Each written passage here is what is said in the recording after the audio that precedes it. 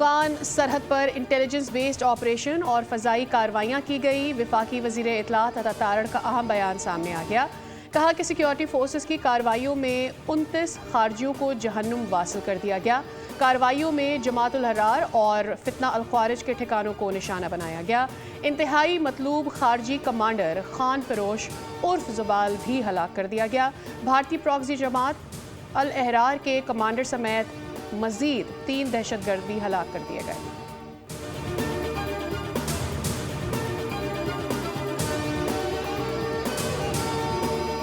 کراچی میں رینجرز سندھ کے کیمپ پر حملہ، افغان طالبان رجیم کے ملوث ہونے کے ناقابل تردید شواہد سامنے آ گئے۔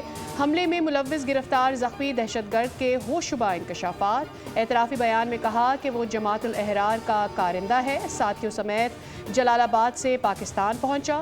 افغان سرزمین پر عمر قاری نے خود کش جیکٹ بنانے اور حملوں کی باقاعدہ تربیت فراہم کی۔ حملے کا ماسٹر مائنڈ عبدالہادی وزیرستان سے اسلحہ لاتا تھا۔ دفاعی ماہرین کے مطابق افغان طالبان رجیم دہشت گردوں کو پاکستان کے خلاف استعمال کر رہی ہے۔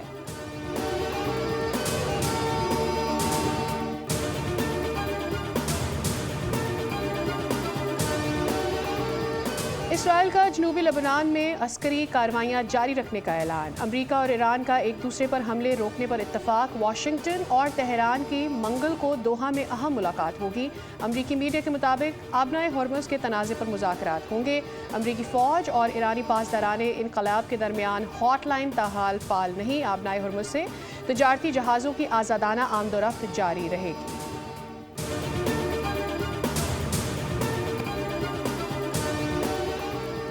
امریکہ نے اسرائیل اور لبنان معاہدے کے متن میں 2 تبدیلیوں کا مطالبہ کر دیا۔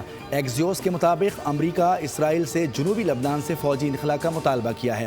واشنگٹن کا لبنان سرزمین سے اسرائیلی فوج کے مرحلہ وار انخلاء کے آغاز کی واضح شق شامل کرنے پر زور۔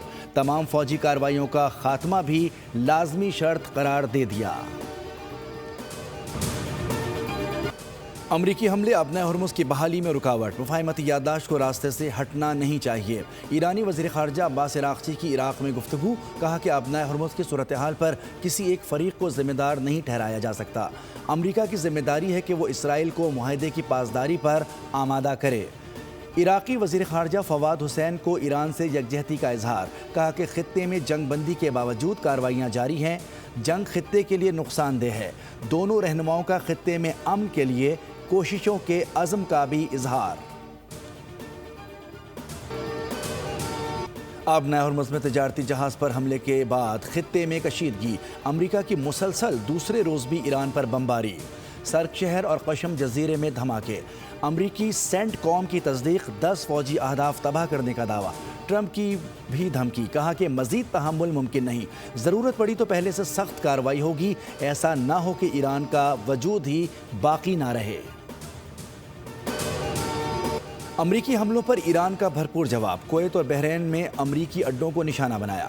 ایران نے حملوں کی ویڈیو جاری کر دی۔ ٹرمپ کو صرف اتنی کامیابی ملی کہ امریکہ میں تابوت اور ویل چیئر بنانے کا کاروبار بڑھ گیا۔ میزائلوں پر تحریر، پاسداران انقلاب کی مزید سخت رد عمل کی وارننگ۔ ترجمان نے امریکی حملوں کو وحشیانہ قرار دیا، کہا کہ دشمن دھوکے باز ہے، ہمیں اعتبار نہیں، کارروائیاں نہ رکیں تو سفارتی عمل روک دیا جائے گا۔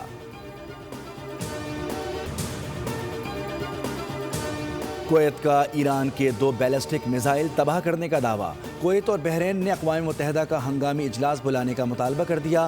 کویتی وزارت خارجہ کے مطابق ایرانی حملے خود مختاری کی خلاف ورزی ہیں۔ بحرین نے خطے میں امن خراب کرنے کا خدشہ ظاہر کر دیا، ایرانی حملے رکوانے کا بھی مطالبہ۔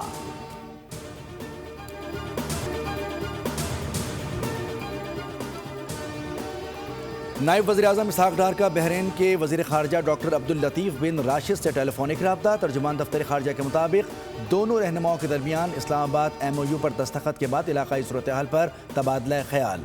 بحرینی وزیر خارجہ نے MOU پر دستخط پر اسحاق ڈار کو مبارکباد دی۔ ڈاکٹر عبداللطیف بن راشد نے علاقائی امن و استحکام کے لیے پاکستان کے تعمیری کردار کو سراہا۔ بحرینی وزیر خارجہ کا جلد دورہ پاکستان کا بھی اعلان۔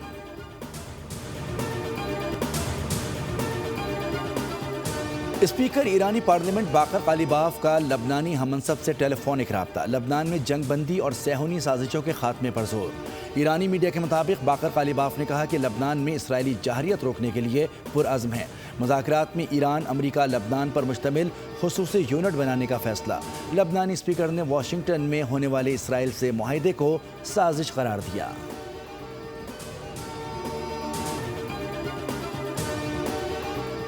ایران نے لبنان سے اسرائیلی انخلا کی واضح ٹائم لائن مانگ لی۔ ترجمان ایرانی وزارت خارجہ اسماعیل بقائی کی صحافیوں سے گفتگو۔ لبنان کی خود مختاری کا تحفظ اور جنگ کا خاتمہ پائیدار معاہدے کی بنیادی شرط ہے۔ ایران کا موقف اقوام متحدہ کے منشور اور عالمی قوانین کے بنیادی اصولوں پر مبنی ہے۔ معاہدے کے دیرپا ہونے کے لیے اسرائیلی قبضے کا خاتمہ ناگزیر ہے۔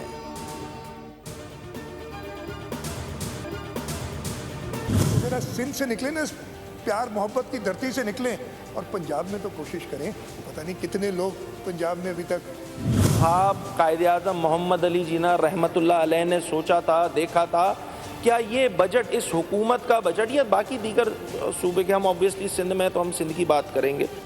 آج کے سندھ وہ صوبہ ہے جو اس وقت اسمبلی میں ہر زبان بولنے والا پاکستان کا شخص یہاں موجود ہے۔ کوئی اور اسمبلی یہ کلیم نہیں کر سکتی۔ سندھ اسمبلی میں پیپلز پارٹی اور ایم کیو ایم پھر آمنے سامنے۔ اپوزیشن لیڈر علی خورشیدی کا سندھ کے مسائل کے حل کے لیے صدر زرداری اور چیئرمین سینٹ کو استعفے کے مشورے۔ بولے، آپ ہمیں وفاق سے نکلنے کا مشورہ دیتے ہیں، اگر آپ کو سندھ کے مسائل حل کرنے ہیں تو آپ بھی استعفیٰ دیں، اگر ایسا ہوا تو ہم بھی استعفیٰ دینے کے لیے تیار ہو جائیں گے۔ وزیر اعلیٰ سندھ مراد علی شاہ کا جواب، بولے کہ ہم نہیں چاہتے کہ آپ وفاق سے الگ ہو جائیں، آپ ہمارے ساتھ مل کر سندھ کے لیے آواز اٹھائیں، جو بھی وفاق میں آتا ہے آپ ان کے ساتھ ہو لیتے ہیں اور پھر لڑ جھگڑ کر الگ ہو جاتے ہیں۔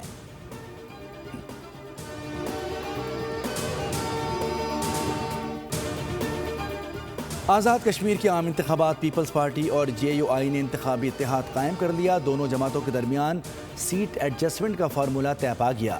پیپلز پارٹی 2 نشستوں پر جے یو آئی کے امیدواروں کی بھرپور حمایت کرے گی۔ اہم ڈیل کے بدلے جے یو آئی پورے آزاد کشمیر میں پیپلز پارٹی کے پلڑے میں سیاسی وزن ڈالے گی۔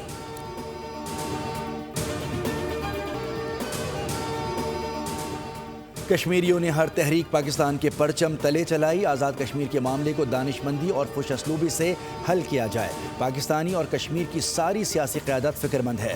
مولانا فضل الرحمان کی حافظ نعیم الرحمان کے ہمراہ پریس کانفرنس، کہا کہ ہمیں عقل مندی اور مشاورت کے ساتھ بات چیت کرنا ہوگی۔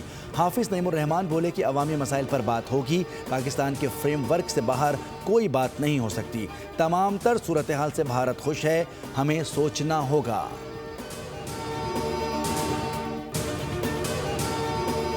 کراچی کے دل لیاری میں پانی کا بحران سنگین، نیا آباد کے مکین صاف پانی سے محروم۔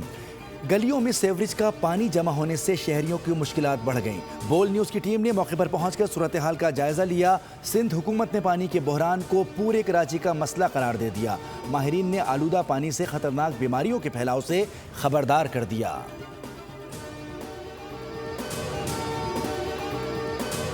آپریشن سندور کی بدترین شکست چھپانے کی بھارتی کوششیں 1 سال بعد بے نقاب۔ مودی حکومت کا پہلی بار آپریشن سندور میں فوجی اموات کا باضابطہ اعتراف۔ بھارتی جریدے دی وائر کے مطابق مودی سرکار نے آپریشن سندور میں ہلاک 6 دہشت فوجیوں کے نام جاری کر دیے۔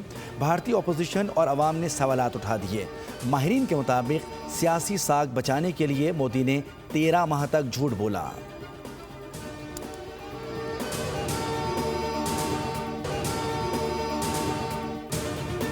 اسرائیل کے فلسطینیوں پر مظالم جاری، خان یونس کے علاقے المواسی میں اسرائیلی ڈرون حملہ، مزید 1 فلسطینی شہید، بیت الحیہ پر بمباری سے 3 شہادتیں ہوئیں، 43 افراد زخمی۔ اکتوبر 2025 میں جنگ بندی کے بعد اب تک 41 شہادتیں ہو چکی ہیں، 3372 افراد زخمی ہو گئے۔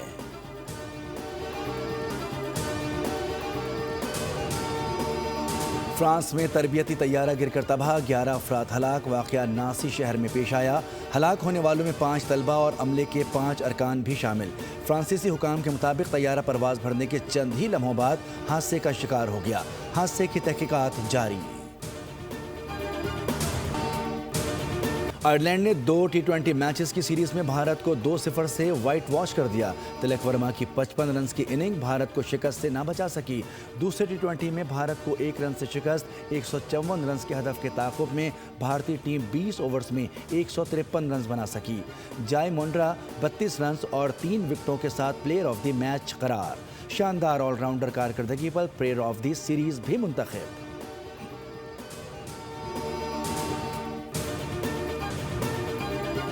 اور انگلش ٹیسٹ کپتان بین اسٹوکس کا انٹرنیشنل کرکٹ کو خیر بات کہنے کا فیصلہ. اسٹوکس نیوزی لینڈ کے خلاف میچ کے اختتام پر ریٹائر ہو جائیں گے. آل راؤنڈر بین اسٹوکس نے 122 ٹیسٹ میں انگلش ٹیم کی نمائندگی کی, 114 ون ڈے اور 43 T20 میچز بھی کھیلے.